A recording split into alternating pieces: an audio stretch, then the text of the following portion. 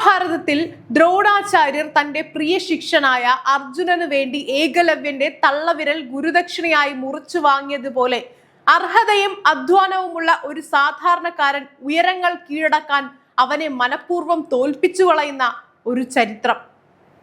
നൂറ്റാണ്ടുകൾക്കിപ്പുറം ജനാധിപത്യ ഇന്ത്യയിൽ അതേ ഏകലവ്യന്മാരുടെ ആധുനിക പതിപ്പുകളെ സൃഷ്ടിക്കുകയാണ് കേന്ദ്രം ഭരിക്കുന്ന BJP സർക്കാരും NTA എന്ന കുംഭകോണ ഏജൻസിയും.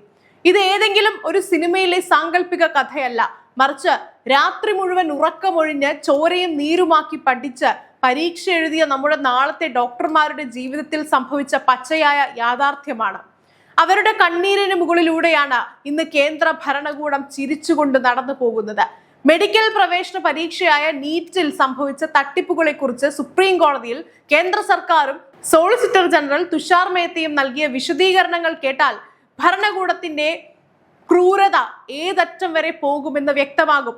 CCTVയുടെ നിരീക്ഷണം, CISF ഭടന്മാരുടെ കാവൽ, ഡിജിറ്റൽ പൂട്ടിട്ട പെട്ടികൾ, രഹസ്യ പാസ്വേഡുകൾ, 500 ചോദ്യങ്ങളുടെ ബാങ്കിൽ നിന്ന് 100 എണ്ണം മാത്രം ആരാരും അറിയാതെ തിരഞ്ഞെടുത്ത് രഹസ്യ പ്രിന്റിംഗ് പ്രസ്സിൽ എത്തിച്ച് പരീക്ഷാ ഹാളിൽ മാത്രം സീൽ പൊട്ടിക്കുന്ന പൂർണ്ണമായും കുറ്റമറ്റ സംവിധാനമാണ് തങ്ങളുടേതെന്ന പരീക്ഷാ നടത്തിപ്പിൽ മനുഷ്യ ഇടപെടലുകൾ ഉണ്ടെന്ന് സമ്മതിക്കുമ്പോൾ തന്നെ ഈ സിസ്റ്റം അജയ്യമാണെന്ന് വിശ്വസിപ്പിക്കാനാണ് അവർ ശ്രമിച്ചത്.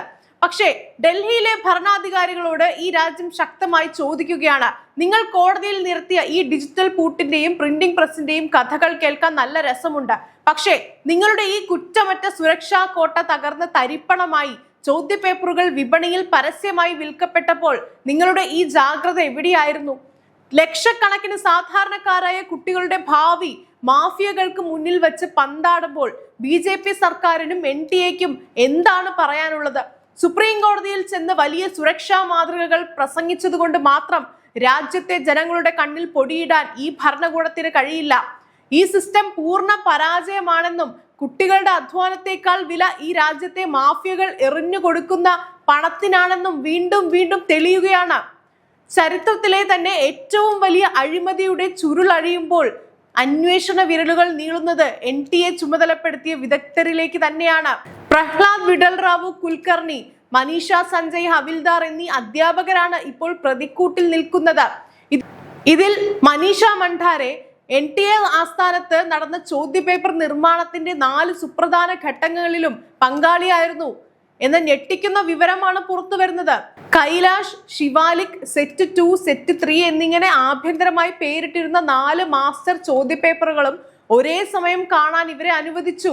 ഇത്രയും അതീവ രഹസ്യമായി സൂക്ഷിക്കേണ്ട രേഖകൾ കൈകാര്യം ചെയ്യാൻ ചുമതലപ്പെടുത്തിയവർ തന്നെ സംശയത്തിന്റെ നിഴലിൽ നിൽക്കുമ്പോൾ എന്ത് ധാർമ്മികതയുടെ പുറത്താണ് BJP സർക്കാർ ഇതിനെ ന്യായീകരിക്കുന്നത്? നീറ്റ് പരീക്ഷ കമ്പ്യൂട്ടർ അധിഷ്ഠിത പരീക്ഷാ രീതിയിലേക്ക് മാറ്റണമെന്ന് ആവശ്യപ്പെട്ട് ഫൈമ ഉൾപ്പെടെയുള്ള ഡോക്ടർമാരുടെ സംഘടനകൾ സുപ്രീം കോടതിയെ സമീപിച്ചപ്പോഴാണ് കേന്ദ്രം ഈ ന്യായീകരണങ്ങളുമായി എത്തിയത്. എന്നാൽ പരമോന്നത നീതിപീഠത്തിന് മുന്നിൽ സർക്കാരിന്റെ വ്യാജ ന്യായീകരണങ്ങൾ ഒന്നൊന്നായി പൊളിച്ചടുക്കപ്പെടുകയാണ്. പരീക്ഷാ നടത്തിപ്പിലെ കള്ളത്തരങ്ങളെയും അനാസ്ഥയെയും ചോദ്യം ചെയ്ത് സുപ്രീം കോടതി കേന്ദ്ര സർക്കാരിനെ കൃത്യമായി പൂട്ടിയിരിക്കുകയാണ്. ചോദ്യപേപ്പർ ചോർന്നിട്ടില്ലെന്നും പരീക്ഷാ സംവിധാനം തകരാറായിട്ടില്ലെന്നും സ്ഥാപിക്കാൻ BJP സർക്കാർ എത്ര പരിശ്രമിച്ചാലും സുപ്രീം കോടതി ഉയർത്തുന്ന മൂർച്ചയുള്ള ചോദ്യങ്ങൾക്ക് മുന്നിൽ അവർക്ക് ഉത്തരം മുട്ടുകയാണ്. ഒരു ചെറിയ തെറ്റ് പോലും ലക്ഷക്കണക്കിന് കുട്ടികളുടെ ഭാവിയെ ബാധിക്കുമെന്നിരിക്കെ ആ അഴിമതിക്ക് കൂട്ടുനിന്നവരെയും NTA-യിലെ ഉന്നതരെയും സംരക്ഷിക്കാനാണ് കേന്ദ്ര സർക്കാർ ഇപ്പോഴും ശ്രമിക്കുന്നത്. കമ്പ്യൂട്ടർ അധിഷ്ഠിത പരീക്ഷയാക്കിയത് കൊണ്ട് മാത്രം തീരുന്നതാണോ ഈ അഴിമതി? ഭരണ സിസ്റ്റത്തിൽ തന്നെ ജീർണത ബാധിച്ചിരിക്കുമ്പോൾ ഏത് സാങ്കേതിക വിദ്യ കൊണ്ടുവന്നാലും ചോർച്ചയും ക്രമക്കേടും തുടരുക തന്നെ ചെയ്യും. രാജ്യത്തെ ഭരണകൂടവും അതിനു കീഴിലുള്ള ഏജൻസികളും വിൽപ്പനയ്ക്ക് വെച്ചിരിക്കുന്നത് ഇന്ത്യയുടെ നാളെയുടെ പ്രതീക്ഷകളെയാണ്. സുപ്രീം കോടതിയുടെ ശക്തമായ ഇടപെടൽ മാത്രമാണ് ഇനി ഈ വിഷയത്തിൽ ഏക പ്രതീക്ഷ. ചോദ്യപേപ്പർ ചോർച്ചയിൽ പങ്കാളികളായ ഓരോരുത്തരെയും അവർ എത്ര ഉന്നതരായാലും നിയമത്തിന് മുന്നിൽ കൊണ്ടുവന്ന് മാതൃകാപരമായി ശിക്ഷിക്കുന്നതുവരെ ഈ പോരാട്ടം തുടർന്നുകൊണ്ടേയിരിക്കും. അഴിമതിക്കാർ എത്ര ഉയർന്ന സിംഹാസനത്തിൽ ഇരുന്നാലും ഭരണകൂടം അവർക്ക് എത്ര വലിയ പ്രതിരോധ കോട്ട തീർത്താലും നീതിപീഠത്തിന്റെ മൂർച്ചയുള്ള ചോദ്യങ്ങൾക്ക് മുന്നിൽ ആ അസത്യങ്ങൾ ഒന്നൊന്നായി തകർന്നടിയുക തന്നെ ചെയ്യും. ലക്ഷക്കണക്കിന് വിദ്യാർത്ഥികളുടെ ഭാവിയും വിയർപ്പും വിപണിയിൽ വെച്ച് കച്ചവടം നടത്തിയവർക്ക് സംരക്ഷണ വലയം ഒരുക്കാൻ ഡൽഹിയിലെ ഭരണാധികാരികൾ എത്ര ശ്രമിച്ചാലും ഈ അഴിമതിക്ക് കൂട്ടുനിന്ന ഓരോരുത്തരെയും പരമോന്നത നീതിപീഠം പ്രതിക്കൂട്ടിൽ നിർത്തുക തന്നെ ചെയ്യും. പരീക്ഷാ നടത്തിപ്പിലെ ക്രമക്കേടുകളെയും കള്ളത്തരങ്ങളെയും പരസ്യമായി വിചാരണ ചെയ്തുകൊണ്ട് സുപ്രീം കോടതി ഉയർത്തുന്ന ഓരോ ചോദ്യവും വഞ്ചിക്കപ്പെട്ട ഒരു ജനതയുടെ പ്രതിഷേധ ശബ്ദമാണ്. സാങ്കേതിക വിദ്യയുടെയും സുരക്ഷാ മാതൃകകളുടെയും പേരിൽ കോടതിയിൽ നിരത്തിയ പൊള്ളയായ ന്യായീകരണങ്ങൾ ഒന്നൊന്നായി പൊളിച്ചെടുക്കപ്പെടുമ്പോൾ ഭരണകൂടത്തിന് ഉത്തരം മുട്ടുകയാണ്. ഒരു ചെറിയ അനാസ്ഥ പോലും നാളത്തെ തലമുറയോട് ചെയ്യുന്ന വഞ്ചനയാണെന്ന് ഉറക്കെ പ്രഖ്യാപിച്ചുകൊണ്ട് നീതിപീഠം നടത്തുന്ന ഓരോ ഇടപെടലും ഈ രാജ്യത്തെ സാധാരണക്കാർക്ക് നൽകുന്ന പ്രതീക്ഷ ചെറുതല്ല. ചോദ്യപേപ്പറുകൾ ചോർത്തി പണച്ചാക്കുകൾക്ക് വിറ്റഴിച്ച മാഫിയകളെയും അവർക്ക് കുടപിടിച്ച ഏജൻസികളിലെ ഉന്നതരെയും നിയമത്തിന് മുന്നിൽ കൊണ്ടുവന്ന് മാതൃകാപരമായി ശിക്ഷിക്കുന്നതുവരെ ഈ പോരാട്ടം മുന്നോട്ട് പോകും.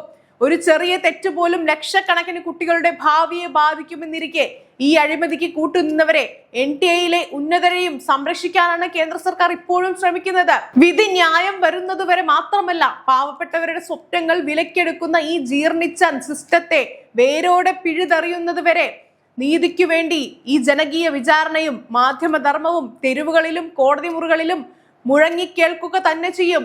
രാജ്യത്തെ ഭരണകൂടവും അതിനു കീഴിലുള്ള ഏജൻസികളും വിൽപ്പനയ്ക്ക് വെച്ചിരിക്കുന്നത് ഇന്ത്യയുടെ നാളെയുടെ പ്രതീക്ഷകളെയാണ്. സുപ്രീം കോടതിയുടെ ശക്തമായ ഇടപെടൽ മാത്രമാണ് ഇനി ഈ വിഷയത്തിൽ ഏക പ്രതീക്ഷ. ചോദ്യപേപ്പർ ചോർച്ചയിൽ പ്രതികളായ ഓരോരുത്തരെയും അവർ എത്ര ഉന്നതരായാലും നിയമത്തിന് മുന്നിൽ കൊണ്ടുവന്ന് മാതൃകാപരമായി ശിക്ഷിക്കുന്നതുവരെ ഈ പോരാട്ടം തുടരുക തന്നെ വേണം.